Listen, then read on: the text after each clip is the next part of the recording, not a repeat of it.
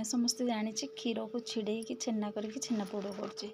ଆଜି କିନ୍ତୁ ମୁଁ କିଛି ଅଲଗା କରିଛି। ଛେନା ଝିଲ୍ଲି ପାୟସରେ ଛେନାପୋଡ଼ କରିଛି। ସତରେ ବହୁତ ଟେଷ୍ଟି ହେଇଥିଲା। ଦେଖନ୍ତୁ ମୁଁ ଛେନା ଝିଲ୍ଲିରେ କେମିତି ଛେନାପୋଡ଼ ବନାଉଛି।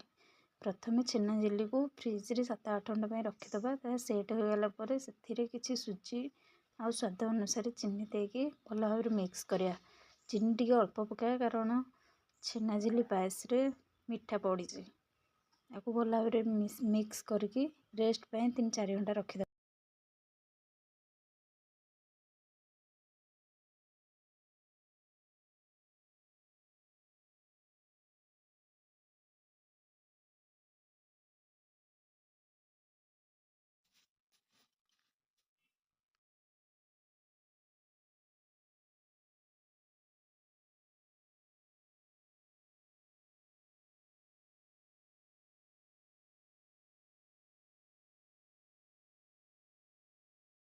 ଦେଖନ୍ତୁ ଏବେ ରେଡ଼ି ହେଇଗଲା ଆମର ଛେନା ଝିଲ୍ଲିରେ ପୋଡ଼।